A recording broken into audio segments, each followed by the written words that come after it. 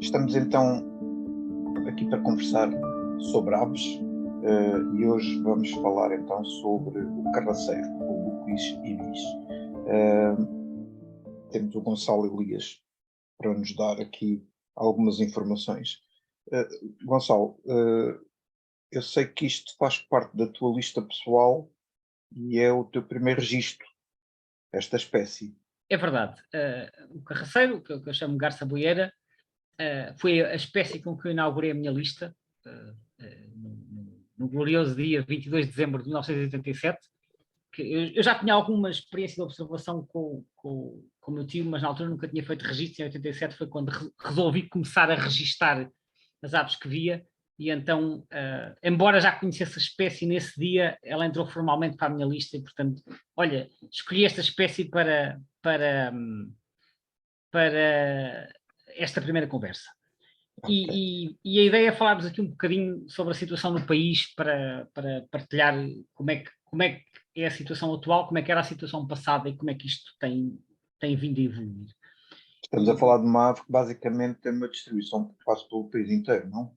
Mais ou menos, porque é assim, para começar, no norte elas sempre foram raras, embora hoje sejam menos raras. No passado aliás, as referências históricas dizem que era uma ave que só ocorria no sul e há 100 anos supostamente até era estival. Pensa-se que estes bichos vieram da África e colonizaram a Europa a partir da África. Embora não se saiba muito bem como é que isto se passou. O que se sabe é que elas apareciam no sul e depois, há 50 anos, quando se fez o primeiro Atlas, há quase 50 anos, já nidificavam mais ou menos desde o Algarve até à Beira Baixa. Mas, curiosamente, também havia um caso em que havia uma colónia perto de Aveiro, naquilo que é hoje a Reserva Natural das Dunas de São Jacinto. Na altura não era reserva. E, curiosamente, a Reserva das Dunas de São Jacinto foi criada, entre outros motivos, para proteger essa colónia de garças, que era a colónia de garças boeiras mais setentrional do país. Boeiras e brancas, porque era uma colónia mista. Ironicamente, no ano em que é criada a reserva, a colónia abandonou e nunca mais voltou. E que eu saiba, nunca mais voltou a haver nidificação tão a norte em Portugal. Em Portugal, porque agora elas já estão a nidificar noutros países. E a garça boeira sempre foi uma espécie mais frequente no sul do país. Só que, desde há uns anos para cá, e desde há uns anos estamos a falar talvez desde o ano 2000, mais coisa, menos coisa, talvez desde a década de 90, elas começaram a ser cada vez mais frequentes no norte. No norte estamos a falar no litoral norte e em menor número em Trás-os-Montes.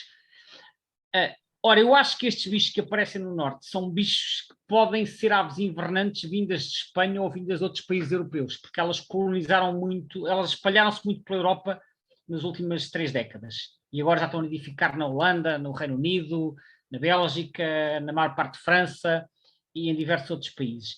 E, portanto, ou seja, não é obrigatório que aqueles bichos que aparecem no norte do país sejam bichos de origem portuguesa. Porque elas no norte aparecem no inverno e depois a maioria vai-se embora. Portanto, houve aqui algumas alterações na distribuição ao longo das últimas décadas. Elas hoje têm uma distribuição mais alargada do que tinham há 30 anos. Não se conhecem exatamente os movimentos, vá lá, típicos destes bichos, porque podíamos pensar, por exemplo, que os que saem do norte vêm para o sul e nidificam no sul sem sair do país. Mas não será esse o caso então. Não, vamos ver, eu acho que esta espécie também é uma espécie relativamente pouco monitorizada nos seus movimentos, não é daquelas espécies que se costumem seguir, já se fez alguma anilhagem, mas não é daquelas em que se costuma seguir, por exemplo, por GPS. Mas sabe-se que há diferenças, há movimentos, porque elas fora da época, portanto, elas na época reprodutora estão muito presas às colónias, e as colónias normalmente são em árvores ou sobre a água, portanto, zonas que estão inundadas, porque elas gostam de nidificar na água para se proteger, para se estarem a salvo dos predadores terrestres, ou então em árvores altas, às vezes à beira das estradas ou noutros sítios, mas assim em sítios elevados. Mas elas não se afastam muito das colónias nessa altura. No inverno vão para outras zonas e muitas vezes formam dormitórios em sítios onde nem sequer se reproduzem. Dormitórios que podem ser em canaviais, por exemplo, ou podem ser noutro tipo de arvoredos e sebes, mas no inverno tem uma distribuição mais alargada. Elas fazem movimentos. Agora, se os bichos que aparecem cá no inverno são os mesmos que nidificam, não sabemos. Pode haver uma mistura. Porque há movimentos para a Espanha e provavelmente há movimentos de outros países também. Okay. Portanto, presumo que este bicho não seja propriamente claramente uma espécie ameaçada, não é, neste momento. Não é ameaçada, mas há aqui um aspecto, por acaso, que eu acho que é amplamente desconhecido, mas que eu gostava de referir aqui, que é o seguinte. Quando eu comecei a ver aves, portanto, final dos anos 80, a garça-boeira era extremamente abundante e eu com frequência via bandos de 100, 200, 300, havia dormitórios gigantescos. E esta situação mudou imenso nos últimos anos, imenso para baixo. Por exemplo, os dados que existiam dos anos 90 apontavam para 30 mil a 40 mil casais. Casais, porque a população reprodutora normalmente mete-se em casais. 30 mil a 40 mil casais, sendo que a maior colónia que havia na altura era uma colónia que havia no Alandroal, que fica no distrito de Évora, que era um sítio chamado Moinho da Abóbada, mesmo no Guadiana, que na altura foi estimado em 14 mil casais. Portanto, imagina uma coisa gigantesca, 14 mil casais de garças. Eu tive uma oportunidade impressionante. Eu tive a oportunidade de visitar essa colónia uma vez ou duas em 1994. Aquilo tinha lá garças noturnas também e garças brancas pequenas. Era uma colónia enorme no meio do Guadiana, que depois o Guadiana secou com a seca que houve em 95.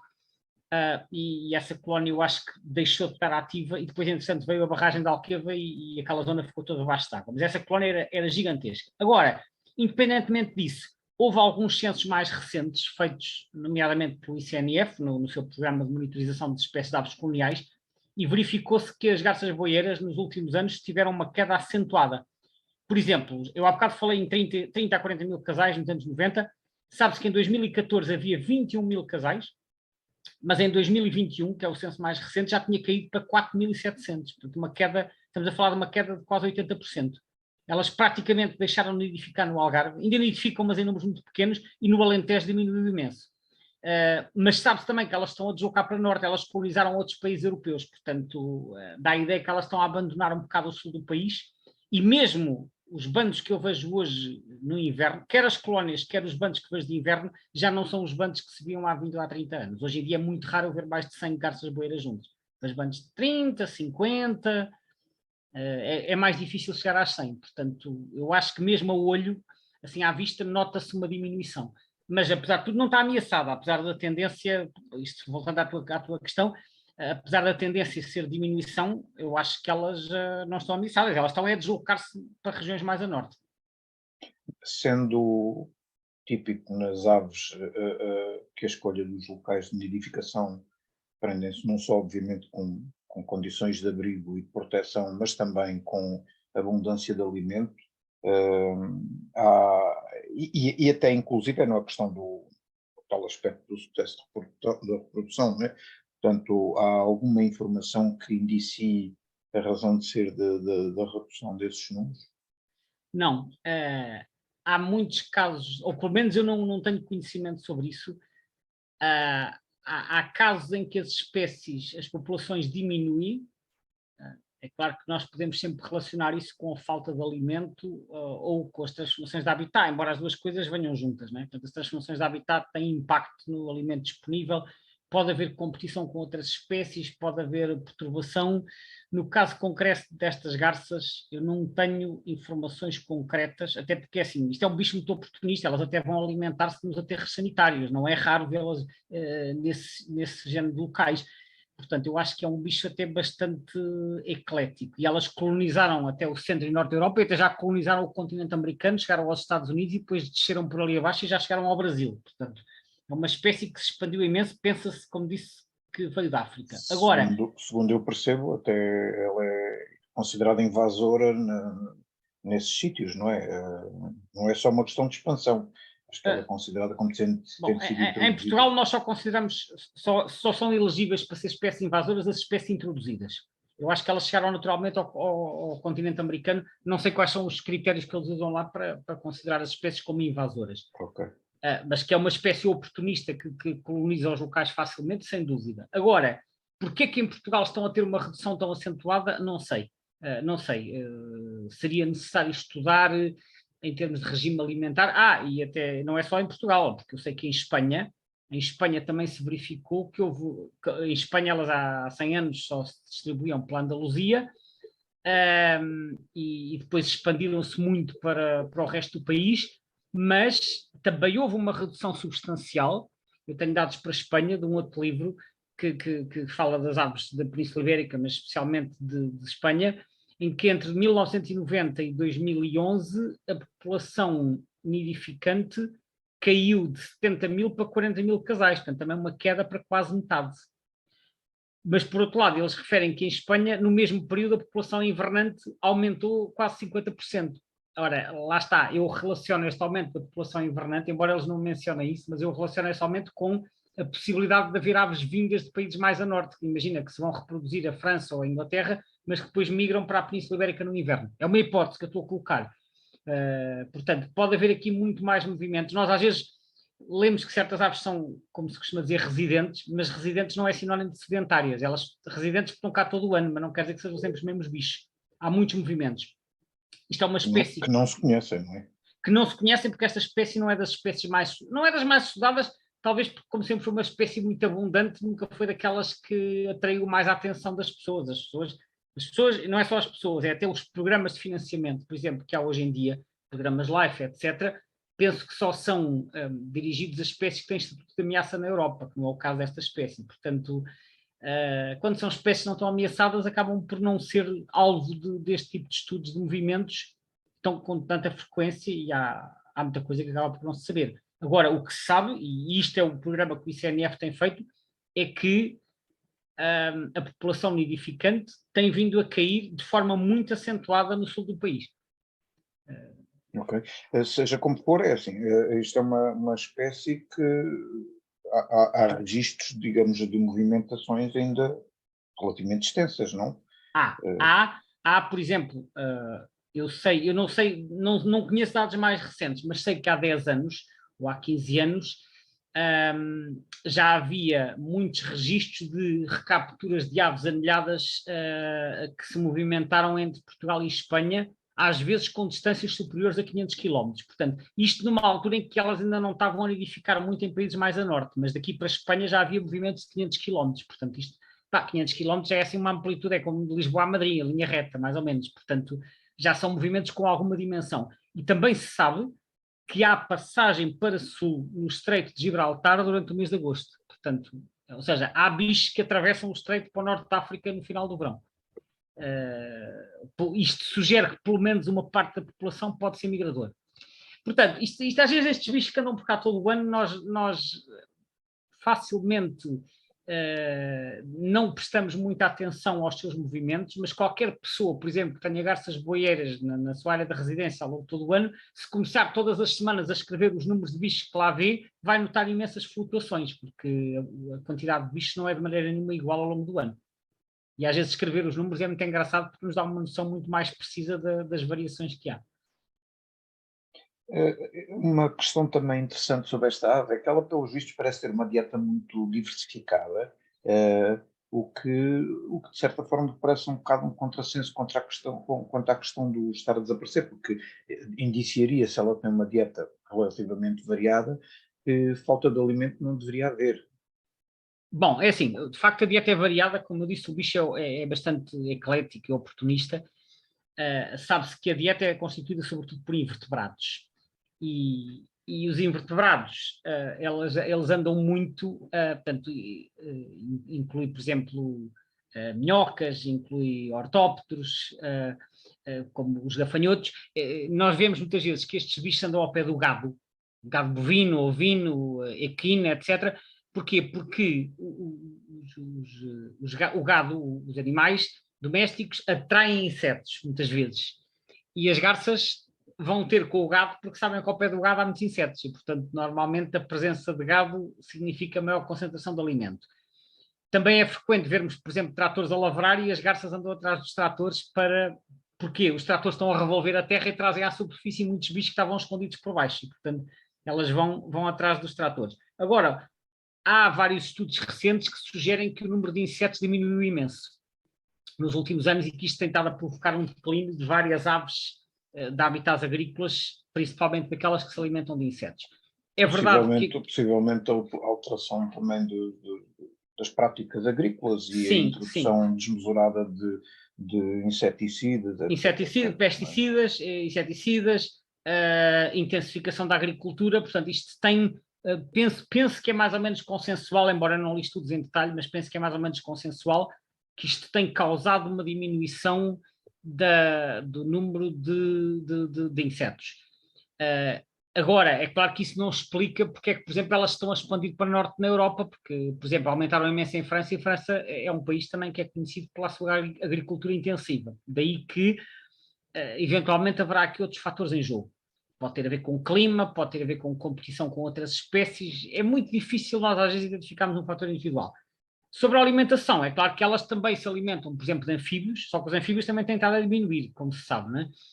Podem se alimentar de répteis, de micromamíferos, de pequenas aves, mas isto é secundário. Portanto, o essencial são os invertebrados. E, portanto, penso que o declínio de invertebrados poderá ser um dos fatores a contribuir para isto. Um outro fator, que eu acho que também, este um bocadinho mais conjuntural, mas que se pode eventualmente tornar estrutural, é a questão da seca. Elas gostam de nidificar dentro d'água, e, como eu disse, para estar a salvo dos predadores terrestres, portanto, sei lá, assim, uns salgueiros que estejam dentro d'água, porque assim os predadores terrestres não chegam lá, mas em anos muito. Isto acontece muito em albufeiras, por exemplo, aqui no Norte Alentejano, já encontrei este ano 2 colónias, ambas em albufeiras, que no ano passado e no ano anterior estavam inativas porque as albufeiras estavam muito baixas e aquelas zonas estavam fora d'água. Agora as albufeiras encheram, aquilo ficou dentro d'água e as aves instalaram-se lá, as garças. Garças que até são várias espécies. Portanto, tal como acontece com outras espécies, estes bichos que estão dependentes dos níveis de água podem nidificar num anos e noutros anos não nidificam. Não é obrigatório que nidifiquem todos os anos, ou então foram nidificar para o outro lado. E como nos últimos anos temos tido anos bastante secos, o que faz baixar o nível de água das albufeiras, que ainda por cima estão também pressionadas pela intensificação agrícola, que cada vez exige mais água, às vezes o número de locais disponíveis para os bichos nidificarem pode escassear. E se elas se reproduzem menos porque não encontram condições para se reproduzir, a longo prazo a população também tende a diminuir. Portanto, toda esta equação é bastante complexa. Sim, são sempre uma série de declarações. Olha, só para concluir aqui a nossa conversa, gostava de te ouvir aqui um comentário sobre um assunto interessante desta ave. É que já não é nem uma nem duas vezes que se vêem referências a aves destas com um tom azul. Eu próprio já vi uma assim com um tom azul bebê. Viste alguma coisa isso? Já tiveste alguma experiência desse género? Tens ideia do que é que possa causar isso? Nunca vi ao vivo, mas já vi diversas fotografias partilhadas sobre esse assunto, de pessoas que apanharam bichos. Eu penso que isso são bichos que foram sulfatadas, digamos assim, que apanharam aquelas substâncias que são aspergidas muitas vezes nas culturas também, né, com o objetivo de travar certas pragas, penso eu. E que as aves ficaram com a plumagem tingida por apanharem essas substâncias. E depois umas ficam azuis, outras ficam cor-de-rosa, também já vi uma vez uma rosa-choque. Mas agora, se isso causa ou não danos permanentes às aves, não sei. Quer dizer, bem não deve fazer para apanhar com esses químicos. Porque também se recomenda, eu já vi às vezes pessoas a aplicar isso nas plantações, e também normalmente recomenda-se que as pessoas não se cheguem perto. Portanto, eu imagino que para os animais não faça bem. Agora, se for só nas penas, e se as penas forem substituídas, também pode ser que não lhes traga danos maiores. Mas sei que isso resulta da presença de químicos, penso que foi por aspersão nessas situações que eu descrevi. Ok, olha, muito obrigado, Gonçalo. Foi um prazer esta conversa sobre as garças voeiras, também Igualmente. conhecidas por carraceiros e outros nomes, como, por exemplo, cata-bois, espolga-bois, ou garça da berbéria. Esta não conhecia, para ser e então, brevemente, teremos outra conversa sobre outra espécie. Muito obrigado, Gonçalo. Obrigado, até breve.